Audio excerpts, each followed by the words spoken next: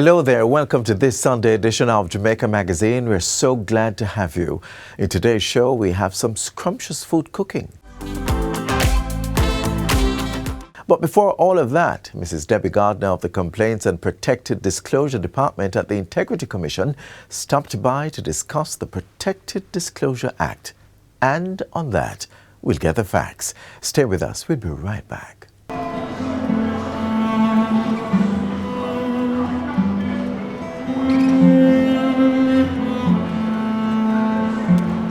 Shelby, I want you. I make it look like you have the whole world on your shoulders, Amasa. Ashley, I'm tired. Every day the same thing and I can't take this no more. How what happen now? Now my boss man, every day I have me assign some documents I'm not supposed to assign for with some big money. And when I say, sir, I'm not supposed to assign for them here, I'm going to say, you want a job or what? But see ya, report him. You hear what I say, girl?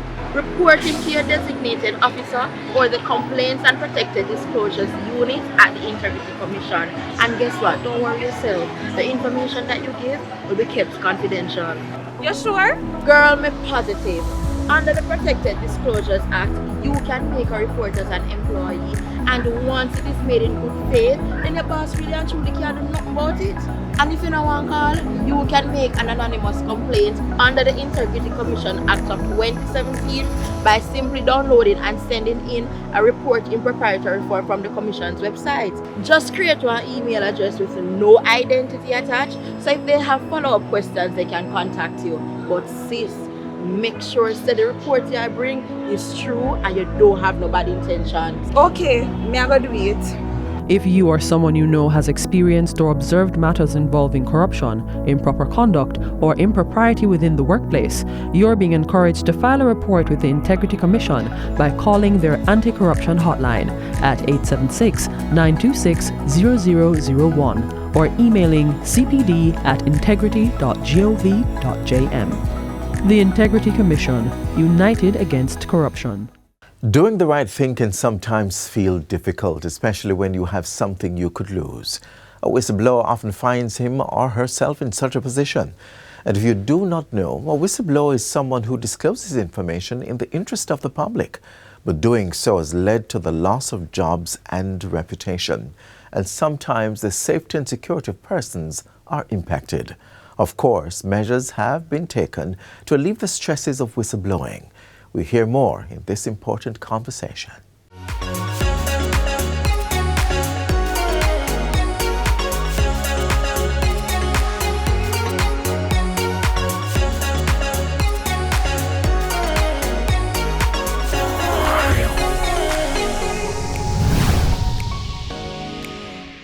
Welcome to Get the Facts, the program that provides you with information on government's policies and initiatives. I'm Theodore Henry.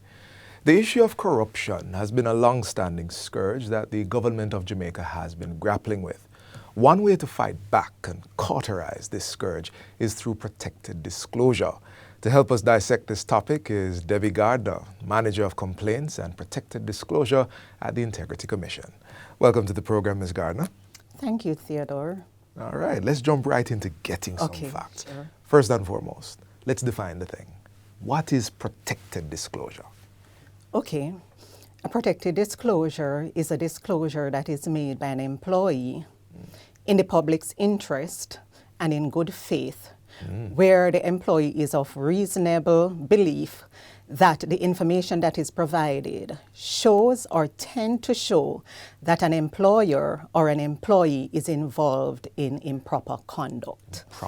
So a disclosure, we need to pay attention to the words public's interest and in good faith. Yes, please. Yes. The legislation, which is the Protected Disclosure Act of 2011, does not define good faith. However, the general definition of good faith is where something is made without malice, is made with good intentions, and is done fairly. So I'm not just trying to get somebody in trouble who I have a disagreement with.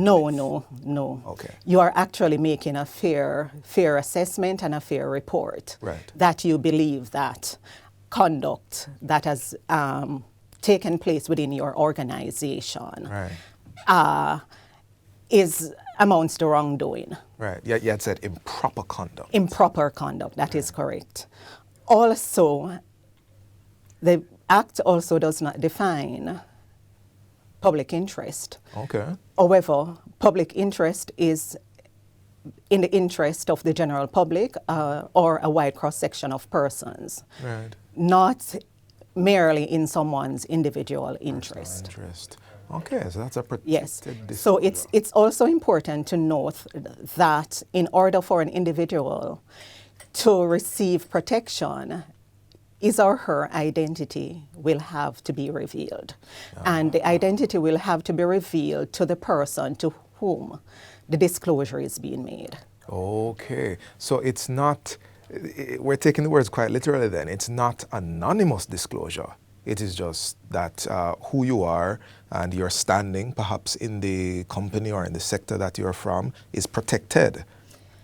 What you're protected from is Yes. occupational detriment. Yes. So you're protected as an employee from any form of reprisal, any form of victimization, having made that disclosure. Understood. We're going to talk a little bit more about that, but first I want to go a little bit more into the Act. You mentioned the Act of 2011, Yes. right? Give us some more details about the Act and the objectives of the Act. Okay, so there are three main objectives of the Act. To encourage employees within organizations to make disclosure about improper conduct Right. in the public's interest. Okay. So if employees are making disclosures about improper conduct within their organization, they will also have an expectation. They will have the expectation that their reports will be handled fairly, that their complaints will be dealt with in a timely manner, and of course that they will be protected. Right. So the second objective of the Act is to the regulation of the receiving, investigating, and otherwise dealing with protected disclosures. Okay. Yes. And of course, we had spoken before about occupational detriment. Yes. And that is the third objective, to protect persons who would have made protected disclosure from being exposed to any form of harassment, intimidation, victimization from having made that disclosure. Right. And we do have that sort of problem sometimes in Jamaican society where I shouldn't have said anything, you know. Right, that is correct. All right. So lead us into understanding some of the oversight functions the Integrity Commission has in regards to protected disclosures. Okay. So the Protected Disclosure Act was passed in 2011. Right. So at the time when the Act was passed, the Commission for the Prevention of Corruption was named as the designated authority. Following on the amalgamation of the three agencies, including the Commission for the Prevention of Corruption, the Contractor General, and the Legacy Integrity Commission. Right. Yes, there was need for an entity to be named or to be given the oversight function of monitoring compliance with the Protected Disclosures Act. Right. The Minister of Justice, the Honorable Minister of Justice, named the Integrity Commission, and by way of gazette dated the 25th, January 25, 2021. Right. Yes, January 25, 2021, the new entity was named as the designated authority. Oh, so protected disclosures flow through the Integrity Commission. They handle them, and they also deal with the whole idea of the enforcement of no occupational detriment. Does that fall under the ambit? So what the Integrity Commission does, the oversight mechanism, the oversight function of the Integrity Commission, the main function is to monitor compliance with the legislation. Okay. And this is done by one, publishing procedural guidelines. Right. So how you go about this thing? Yes, Okay. yes. So organizations are required to prepare procedural guidelines which outlines the processes and the procedures that are involved in receiving, investigating, and otherwise dealing with protected disclosures. So if I can just go in here, yes. Lady Gardner, the organization itself is supposed to allow its employees to know how to go about this. Yes. Okay. Yes. Before we continue, Yes. we're at the break point. So we're going to take a break very quickly. We're continuing our discussion, so don't go anywhere. We're talking about protected disclosures, integrity, corruption, and we're going to be right back.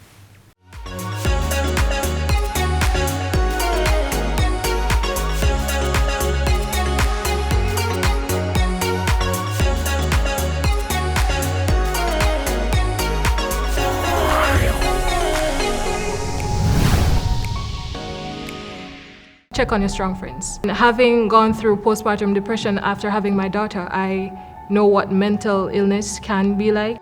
You may be the one to provide someone with a haven.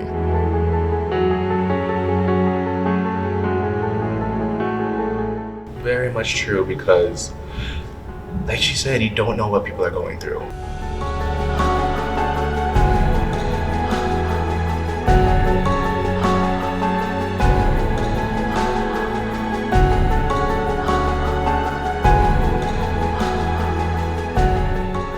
It's also important to know within yourself what's going on, because you yourself know you better than anyone else could possibly know you. Being able to be your true self is one of the strongest components of good mental health. You can whisper how you feel, or you can shout it out loud, but in whatever you do, if you need help, say something.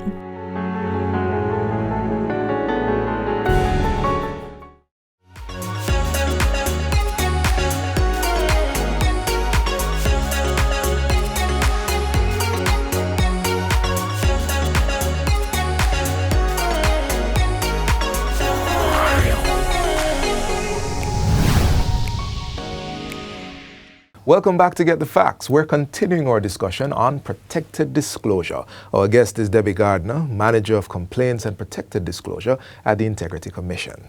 So, Ms. Gardner, let's pick up where we left off. You're speaking about the oversight that the Integrity Commission offers. Yes. Please, go ahead. Yes. So, as it relates to the procedural guidelines that are prepared by organizations, Right. those procedural guidelines are reviewed by the Integrity Commission and are approved. They're then implemented within the organization and shared with staff members. Okay. I see what you're saying. So you're establishing the standard, upholding the standard. That's correct. Ensuring that, okay. Yes. Okay. Yes. So we've spoken... Please, go ahead. The Integrity Commission is also here to provide guidance to persons who wish to make a disclosure, as well as to those persons who are designated officers or prescribed persons, we'll get there shortly, who are responsible or who are elected and are designated to receive and investigate protected disclosures. All right, so there's quite a bit that the Integrity Commission is responsible for. We've spoken about this quite a bit, the whole considering occupational detriment. That was the word, occupational detriment. We've spoken a lot about that. So dive into it for me a bit. What sort of protection is offered? Okay, there are hefty fines. If it is that an employer contravenes the act as it relates to exposing or subjecting an employee to occupational detriment. And what occupational detriment is, it's a reprisal or victimization of an employee because the employee had made a disclosure. So arising out of a disclosure being made against an employer, then this person is being victimized. Understood. The penalty is up to two million dollars, that's correct, Right. up to $2 million or 2 years imprisonment or both upon summary conviction in a residence magistrate's court. Wow, wow. Okay. I have to ask. We also at the beginning of the interview spoke about good faith on the part of the Yes. disclosure. What if it's not in good faith? Is there a And provision for that? if it is not in good faith, yes. The penalty, likewise, the penalty is a fine of up to $2 million or 2 years imprisonment or both. So it is necessary and it's really pertinent Right. that persons who are making a disclosure is not making a disclosure maliciously Right. or frivolously, Right. but you're making a disclosure in good faith and in the public's interest. And the protection goes both Yes, ways. yes. And also to know that a distinction should be made against making a disclosure in the public's interest, with making a disclosure in the public's interest, as against making a disclosure for your personal benefit. So if it is that employees are there and they have personal grievances that can be dealt with by your HR Right. unit or department, or can be dealt with by other external entities, Right. then we'd advise you to seek that Okay. recourse. I understand. I'd like to know what are some examples of improper conduct that can be reported? Okay, so improper conduct ranges from serious criminal offenses within the organization. Okay. Criminal offenses such as corruption, fraud, misappropriation of assets, Yes. also where someone fails to carry out a legal obligation. So a conduct where it involves the misuse of public funds. Victimization as well as conducts having to do with discrimination against an employee because that employee is of a particular race, a particular political opinion, a particular religion. Okay. As well as there are health and safety conducts that would threaten the environment or the health and safety of the employee. Got it. So everybody I know is going to want to know. I can't end the interview without this. How can I go about making a disclosure? What are the avenues? Okay, so disclosures may be made internally to your designated officer, and your designated officer is selected by management, trained by ATMIND, the Management Institute for National Development. Yes. There is a robust training program that is ongoing in partnership with the Integrity Commission. Okay. If it is that you're not comfortable making your disclosure to your designated officer, because you may feel as though you may be subjected to occupational detriment. Right. Yes, evidence may be destroyed. Your officer may not have the required competency, or your organization may not have the resources to deal with the protected disclosure, then you have the options of making it externally. And in making it externally, the disclosures may be made to prescribed persons. And these persons are persons with the legally delegated authority and capacity to deal with specific improper conducts. Got it. Also, if it is that there is no prescribed person to make that report to, you could come to the commission. So the commission, the commission is your fail-safe and your safe space. Understood. So you could always come to 63 to 67 Knoxford Boulevard. Yes. Or you could call us. Understood. And you can call us. Can I tell them the number? Please, Should I go ahead. Go ahead. Call us at 926-0001. And that is our complaints hotline. Thank you so much. We have 5 seconds left in this interview. Yes. Our audience are watching, both employees and employers. I'd like you to take these 5 seconds and just very briefly speak directly to them as we close this interview. Just inviting our employees to make protected disclosures. You are very valuable in the fight against fraud, against corruption, and other improper conducts that are taking place within your organization. It is important that you make the disclosure if it is that you want to maintain a very fair, a very open, a very transparent, and a very ethical environment to work in. So we invite you to come to the commission. We are there on Knoxford Boulevard, right between those two very popular food establishments. Come and see us. And you may also call us. Call us at 926-0001. Thank you so much. We've been discussing protected disclosures, and this has been Get the Facts. Our guest was Debbie Gardner, Manager of Complaints and Protected Disclosure at the Integrity Commission. Thank you for watching, and until next time, I'm Theodore Henry. Take good care.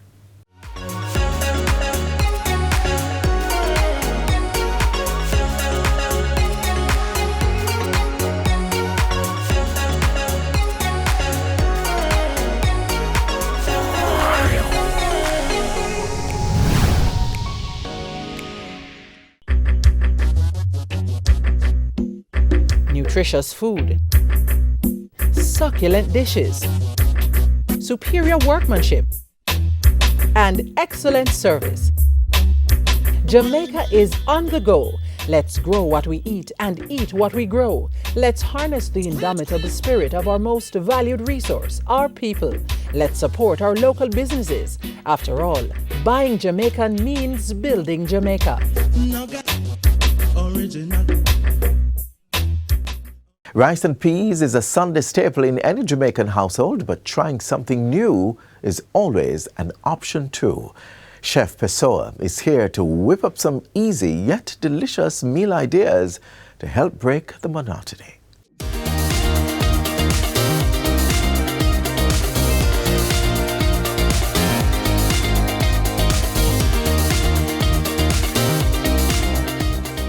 The Ministry of Agriculture and Fisheries recently outlined the Grow Smart, Eat Smart campaign, an initiative designed to strengthen food security and safeguard Jamaica from global threats.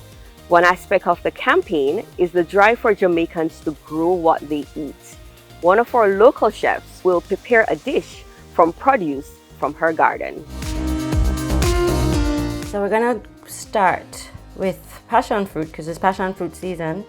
This is how our pulp is, and I'm just going to add it to our blender with my ginger that I already pre-washed and cut. Add that first.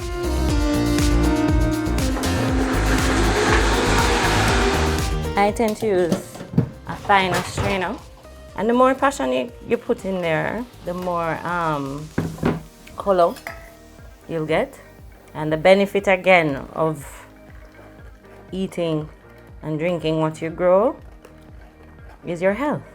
And at this point now I'm going to add my sugar. I mix till you dissolve your sugar.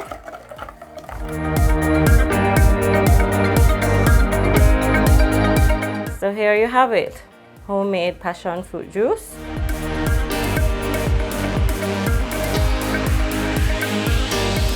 Growing smart does not require a big farm. A small patch of land in your backyard, couple pots, and you can be on your way to harvesting produce for the dining table.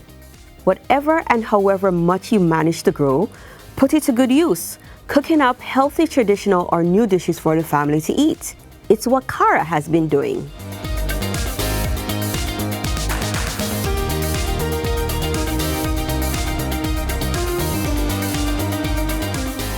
My thing is make your hand, turn your hand, make passion. So how it came about is my ackee mash up, boil it out. So I needed to use it.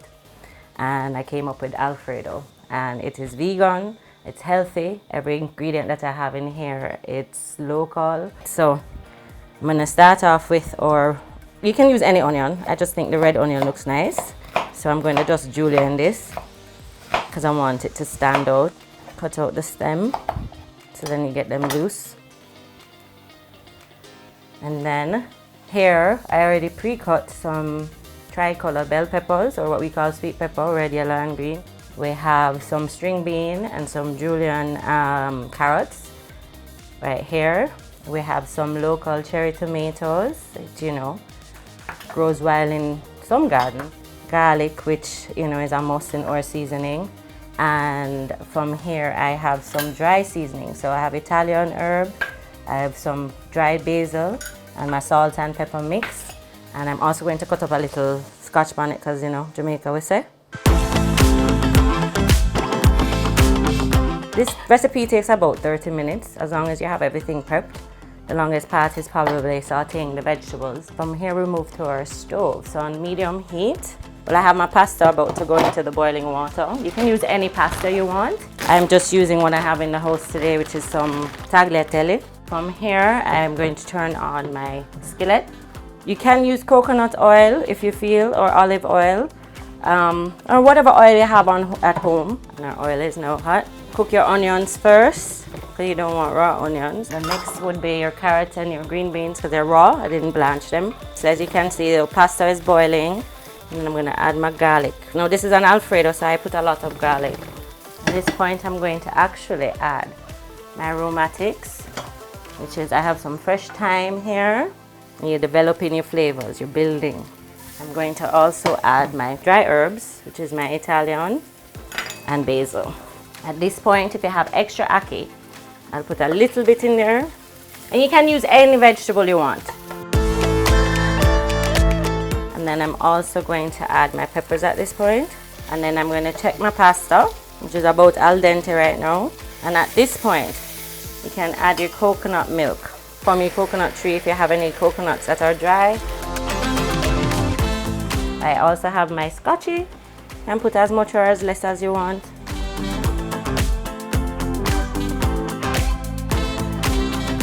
And from here, you can serve it in a bowl, you know. A deeper dish is probably better for pasta. Give it some height by twisting it. Sauce it up as much as you want. So I'm going to garnish it with my basil, my fresh basil. This is called chiffonade, where you ribbon it. You can also garnish with parsley, which I have growing at home as well. And clean up your plate, don't be like me. And there you have it, ackee pasta Alfredo. And there are other dishes like this one that you can use ackee to create, such as curry ackee pasta, the traditional sawfish with ackee, and here is something you may not hear of often, ackee pockets with cocoa bread.